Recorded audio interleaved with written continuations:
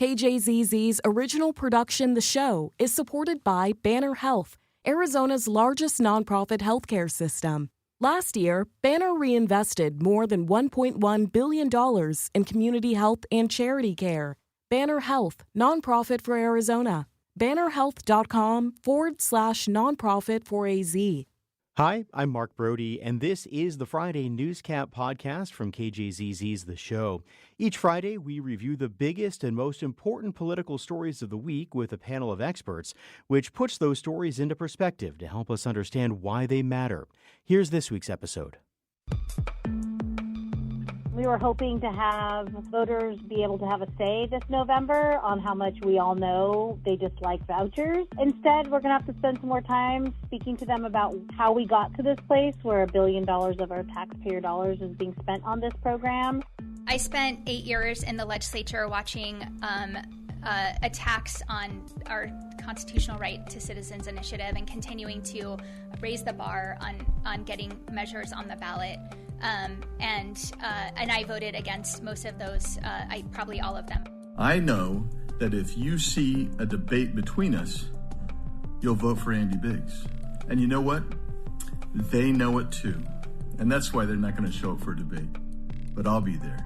All we're asking is reimbursement for the good work we've done in Arizona to protect our citizens, and we put that back forward to continue to sustain what we're doing. I felt like I needed to be there to advocate for people like myself that were being shoved out of the party.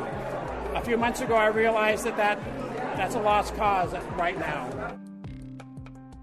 And with me to talk about the ballot measures we will and will not be voting on this fall, some new polls in the governor's race and more, are Christine Jones, former congressional and gubernatorial candidate. Christine, good morning. Good morning. And Stacy Pearson of Lumen Strategy. Stacy, good morning, too. Good morning. Stacy, I'm going to start with you. Prop 212, which was a measure that Public Teachers Union and some others put on to try to make some changes to the state's ESA program. We can't call them vouchers. We learned that from the state Supreme Court this year. That is not going to be on the ballot. They turned in an awful lot of signatures, it seems, to not have enough to qualify. Oh, it's heartbreaking. And with citizens initiatives, it really is death by 1,000 paper cuts. It is, the cost is extraordinary. The strict compliance standard is insane.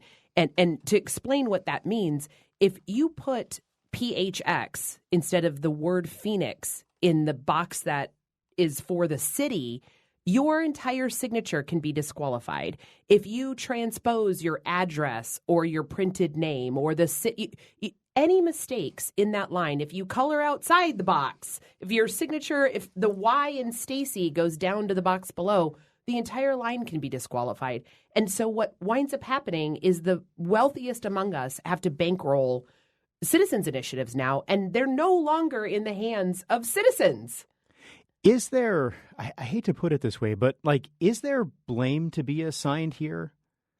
The blame to be assigned is in the legislature's ongoing attempt to undermine our ability to have direct democracy. I mean, direct democracy was enshrined in the state's constitution. We held out for it. Arizona, the 48th state, held out its constitution for direct democracy. And the legislature in the past decade has chipped away at it in a way that really means direct democracy must be purchased. It can no longer be just grassroots. Christine, is it surprising that, I guess, the end result here and the number of signatures that ultimately were disqualified? Well, first of all, the number of signatures they got was significantly huge. Yeah. I mean, we're talking over 400,000 signatures, as to Stacy's point, very expensive. They needed, 60% of that or something. So, we all go and get additional signatures just to guard against these strict compliance. Here's the problem. The rules matter, and we should ask people to comply with them. But this thing that we're doing of challenging every single initiative on both sides do it. Every single initiative gets a lawsuit or more. And, basically saying to the citizens, you don't get to play this game anymore. Right. If we don't want to do it, let's just eliminate it altogether because it is too onerous to get something on the ballot. The legislature can refer it pretty easily, they could have if they had done it right, get over there pretty cleanly. And, the procedural thing is important. I'm a lawyer. I like to follow rules. But honestly, come on, what are we doing? voucher is a term of art. We're all calling it vouchers, and suddenly now we can't call it voucher. So, I feel like it's a little bit of form over substance at this point. Well, it feels like what you're describing is sort of the letter of the law versus the spirit of the law. Is that a fair assessment? Yeah, I think that's a good way to say it, right? So we're saying the conservative position should be, we don't want fraud in the ESA system. We don't want people to have to spend their money on a Chanel watch or say, for example, a Nordic track or a trip to Disneyland. We want that fraud to be eliminated. And that's something that we should all try to vote on, right? Do we want you to get to pick what I do with my education dollars? No, I don't want that either, right? So these sorts of things matter. But the problem is, if we're going to eliminate all of the signatures, even the duplicates, just because your name appeared on there twice, that feels like form over substance. So, Stacy, we heard from some of the folks who are pushing this, because obviously there's a good amount of money, as you both alluded to, involved in this, talking about, okay, well, now maybe we will put our efforts toward the legislature. Do you think those efforts will be any more successful than their effort to get this Prop 212 on the ballot? So to Christine's point, yes, it is going to be more successful because people are motivated by rage right now. And we talk a lot about the waste and fraud and abuse, and to the point that I think that phrase is becoming less meaningful. But we have no accountability on these homeschool kids. They are not taking standardized tests. I have no idea if the weirdos down the street from me are teaching their kids that we're on a round planet called Earth that orbits the sun, or that 2 + 2 is 4 and not 22. I have no idea what those kids on the bikes all hours of the day, every day of the week, are actually learning. They are not being tested. So as a society, we're going to have to deal with the worst homeschooled kids who think Earth is flat at some point. I feel like your next neighborhood block party is going to be a little more awkward now. Oh, man, it's weird. There's a guy that I refer to as Don Jr. At some point, he's going to figure out I call him that, too. So, yes. Yeah, so last time Stacy called the homeschoolers weirdos, I got in trouble, like as if I was the one that did it. So it was kooky. I said kooky. Let's just state for the record, there are a lot of homeschool students who are rock stars. I know a lot of them. Absolutely. And they are very, very well educated. And they can take a test. And they should be able to take a test and show me what rock stars they are. They've gone on to great schools and they've become very well educated. They're not kooks, okay? They're not weirdos, but they should have accountability, I think is your point. Yeah. Christine, do you think that the groups who are pushing this ballot measure, do you think that they will be able to, obviously their goal is now to flip the legislature so that they can get some of these changes that they wanted in the ballot measure through the legislature, which will never happen with the Republicans in charge. Do you think they have a chance? I know there's a couple of really strong efforts to flip the legislature that the Democrats are running. I'm not as bullish on that as they are because I just think that there are enough legislative districts that are still leaning Republican that they're probably pretty easy for the Republicans to pick up. I wouldn't sleep on it if I was a GOP candidate in some of those districts because some of these people are very, very likable, really well-spoken, smart, thoughtful, community-minded people. So I do think that their efforts are good. Are they going to flip it? Probably not. However, the conservative position here and what the legislature should do is to say, we want to build in some safeguards. We really care about parents being the first and best educators of their children. We want them to pick where their education dollars go. But we also are conservatives fiscally, and we don't want people wasting the money. That is an okay thing for Republicans to do, and they should, because citizen initiatives, amending the Constitution, enshrining this permanently, is probably not the best way for us to legislate. The legislature should be doing that. Are you surprised that the legislature hasn't done that yet? I'm surprised they did it badly. I think the Republicans got too cute. They tried to get the military family exemption. They tried to get 2 bites at the apple, which we all know in the rules you cannot do. It has to be just a one-issue ballot measure. They could have handled this, and instead they flopped it up. So I hope they come back around. I hope they build in the safeguards. Let's not spend millions upon millions of dollars collecting signatures next time. Let's have thoughtful legislators get together, say, look, we're going to deal with this on a bipartisan basis. It's not controversial. We all want our parents to choose our education models and let the legislature refer it cleanly.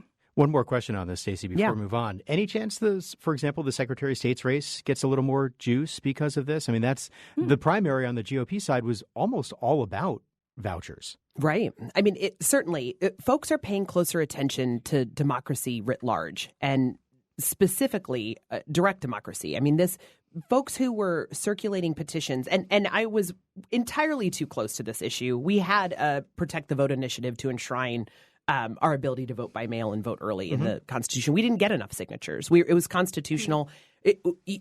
We would have needed $15 million. Someone to write a check like that. That's a real number? That's a real number. Wow. I mean, it's nuts. It is. We are way beyond the ability to have direct democracy without a billionaire funder. It's nuts. But yes, to answer the question, certainly folks are paying attention and they're frustrated that they want accountability built into the education system. No one's talking about taking away parental rights. But if you are telling me you're educating your kid at home, have them take the test. I want to make sure they can add. We're going to have to deal with these kids when they're grown up. Like, make sure the earth's not flat. Go ahead, test them.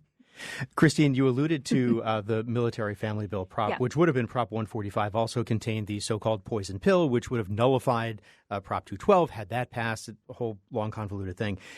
Given that Prop 212 is not going to be on the ballot, is this, pardon the pun, less of a bitter pill for Republicans to swallow that theirs also got kicked off the ballot? Yeah, I think so. Look, school choice won, but it was procedural, right? It was by accident. So, yeah.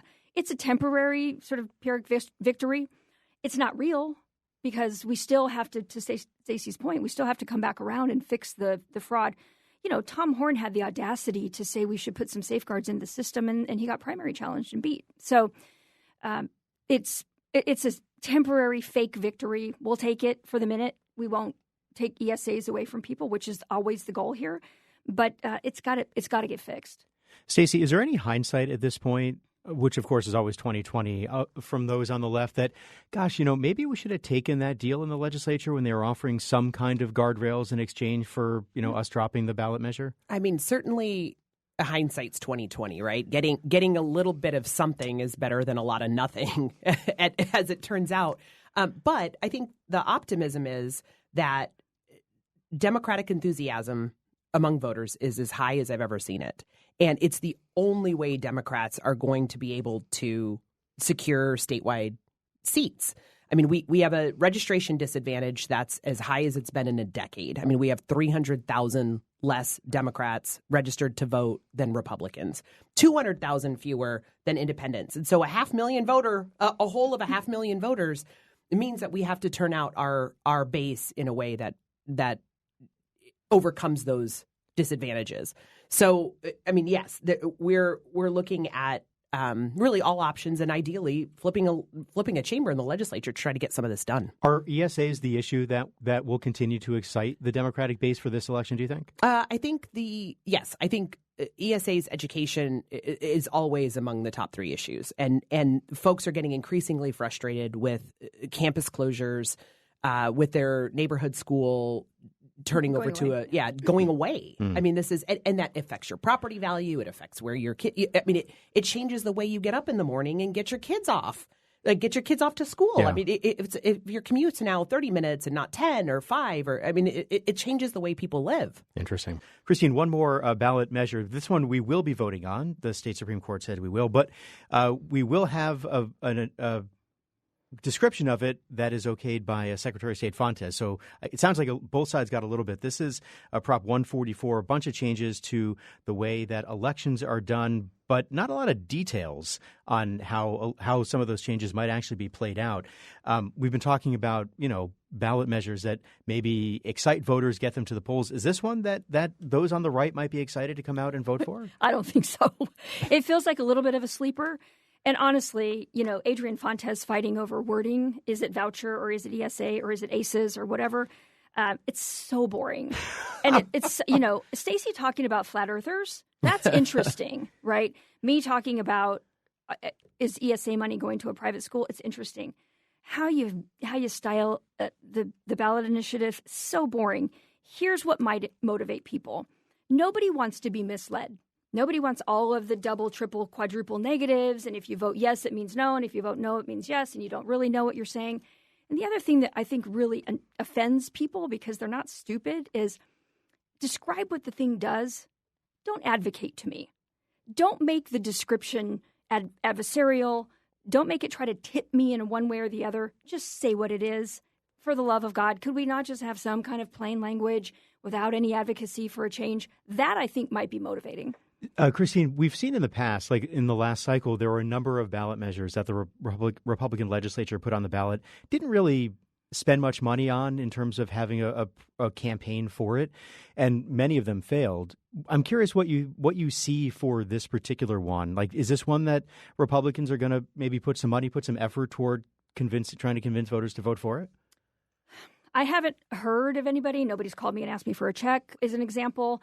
So I don't actually know, but my sense is it's way down the totem pole when you have something like Save Girls Sports and 318 coming. That's a much more important issue on a bipartisan basis. You know, the vast majority of both, actually all three party registration designations are in favor of that. And this is one that you're working on. We should disclose. Fair disclosure, yeah. I support it.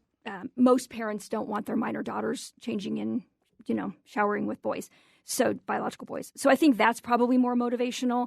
And there's just a limited amount of money to go around. The Terry Goddard initiative that made the disclosures important has really discouraged out-of-state money. So now you're just really limited to the donors in state. To Stacy's point, how many billionaires are there that want to put $15 million behind one of these? Right. It's got to be something sexy. It's got to be something that's interesting and something that impacts them, their children, their grandchildren, somebody. Do you agree, Stacy? I mean, election integrity is it seems like one of the few things the president, for example, really enjoys talking about all the time. Like, it's a pretty consistent Republican talking point. Well, and in full disclosure, we're working on the no campaign on 144. And it is undeniably a path to end mail-in voting and early voting. That's it. I mean, it's in the language that the legislature will continue to control and essentially the path to end mail-in voting. So I find it hilarious that 80% of the voters in November will cast their mail-in ballots.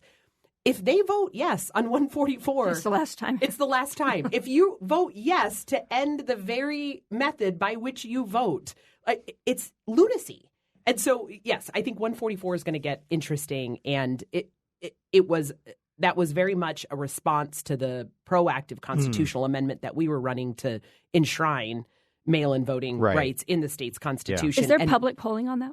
Oh, yeah. It's been released on 144? I don't know. Sorry, I on didn't mean to derail 144, you. no. But yes, it will be curious. soon. Yeah. Okay. I mean, they're going to have to spend millions and millions and millions to try to fool voters into voting against their own way of voting. Interesting. Okay, so guys, let's talk about a couple of polls looking at the governor's race.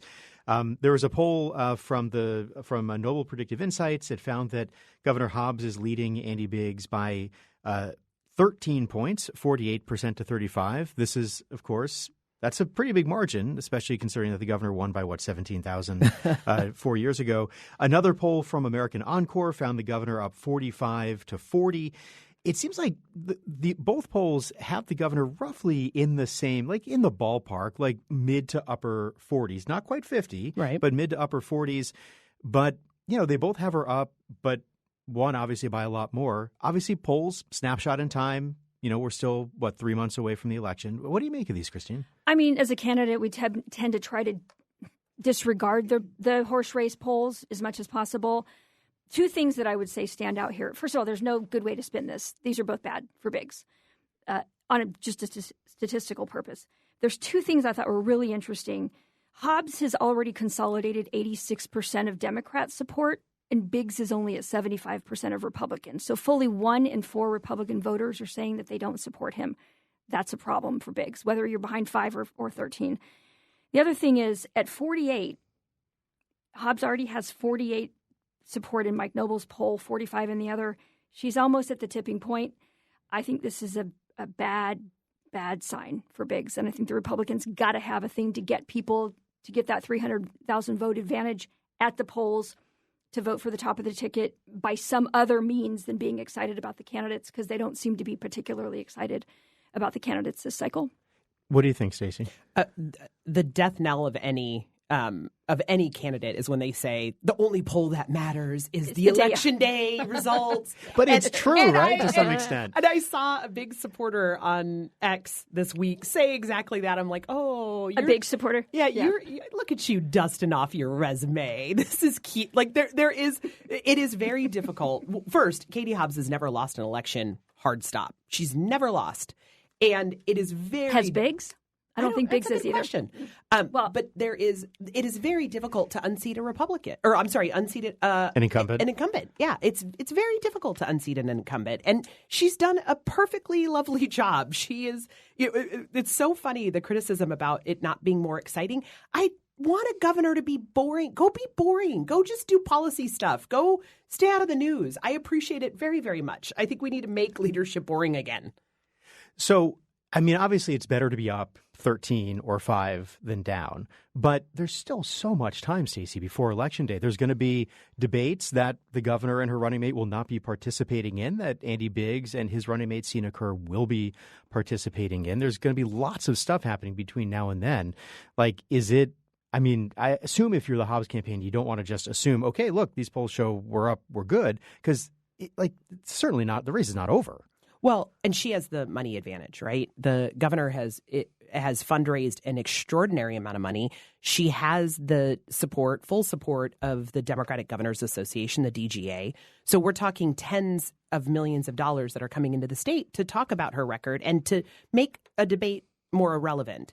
And the Republican machinery has not invested the same way in Andy Biggs for a variety of reasons, some of which I'm certain are these poll numbers, that he is at an extraordinary disadvantage and his voting record is not one that is standing the test of time.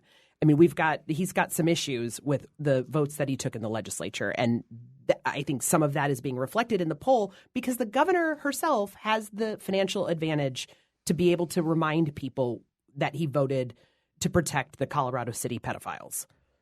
Well, and how significant is that money advantage? I mean, Andy Biggs is somebody who's never really had to raise a ton of money because he's always been in very safe legislative and congressional districts. Obviously, there will be turning point money, and you would think that resources wouldn't be a concern, but maybe they will be. Yeah, I'm surprised at the stark difference, frankly, the big gap between the Hobbs money and the Biggs money. Does TP Action or Turning Point come in? Probably, right? Although I have to say, the negative ads that are being run against Biggs are widely ineffective. They're meaningless. People turn off the television or turn down the volume when they come on. So I think if the DGA is to spend a lot of money, they got to improve their ads. But look, the Republicans, and particularly somebody like Biggs, who's been in the East Valley, he's been in office a long time. He's been in a very safe conservative Republican seat the entire time, no matter what the legislative district number was or the congressional district. And he's used to being able to win a primary, win a general. That's not the case here, right? We are legitimately a swing state now. I hate to admit it live on the air, but we are purple. We have 2 Democratic senators, and it matters who we pick in the primary. And we haven't done a good job I'll just acknowledge it. We haven't done a good job of that as Republicans, and we got to get better at it because ideologues are not winning general elections. I will say one other thing. Katie Hobbs should debate. I think it should be an obligation for people who want the public trust. We call it public service, and it should be about serving the public, not yourself. I did 55 debates when I ran for governor. She can do 1. That is obnoxious for her to hide in the basement and not debate and come out and just answer some policy questions. Andy Biggs is not Carrie Lake. He's not a flamethrower. He will have a thoughtful policy conversation with her, and she should show up. All right. Unfortunately, we'll have to leave it there. Christine Jones, Stacy Pearson, thanks to you both. I really appreciate it. Thank you. Thank you. That's all for this week's Friday Newscap. You can find the full show podcast at podcast.kjzz.org. I'm Mark Brody. Thanks for listening.